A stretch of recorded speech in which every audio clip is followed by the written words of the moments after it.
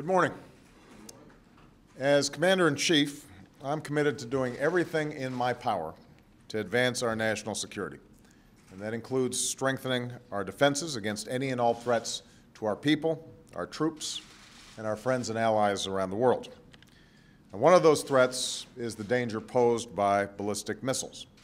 As I said during the campaign, President Bush was right that Iran's ballistic missile program poses a significant threat.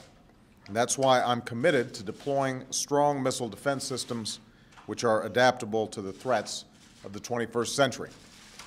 The best way to responsibly advance our security and the security of our allies is to deploy a missile defense system that best responds to the threats that we face and that utilizes technology that is both proven and cost-effective. In keeping with that commitment, in a congressionally mandated review, I ordered a comprehensive assessment of our missile defense program in Europe. And after an extensive process, I have approved the unanimous recommendations of my Secretary of Defense and my Joint Chiefs of Staff to strengthen America's defenses against ballistic missile attack. This new approach will provide capabilities sooner, build on proven systems, and offer greater defenses against the threat of missile attack than the 2007 European Missile Defense Program. This decision was guided by two principal factors. First, we have updated our intelligence assessment of Iran's missile programs, which emphasizes the threat posed by Iran's short and medium-range missiles, which are capable of reaching Europe. There's no substitute for Iran complying with its international obligations regarding its nuclear program, and we, along with our allies and partners, will continue to pursue strong diplomacy to ensure that Iran lives up to these international obligations. But this new ballistic missile defense program will best address the threat posed by Iran's ongoing ballistic missile defense program. Second, we have made specific and proven advances in our missile defense technology, particularly with regard to land and sea-based interceptors and the sensors that support them. Our new approach will therefore deploy technologies that are proven and cost-effective and that counter the current threat, and do so sooner than the previous program. Because our approach will be phased and adaptive, we will retain the flexibility to adjust and enhance our defenses as the threat and technology continue to evolve. To put it simply, our new missile defense architecture in Europe will provide stronger, smarter, and swifter defenses of American forces and America's allies.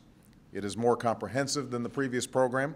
It deploys capabilities that are proven and cost-effective, and it sustains and builds upon our commitment to protect the U.S. homeland against long-range ballistic missile threats. And it ensures and enhances the protection of all our NATO allies.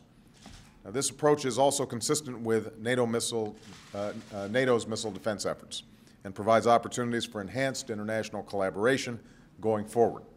We will continue to work cooperatively with our close friends and allies, the Czech Republic and Poland, who had agreed to host elements of the previous program.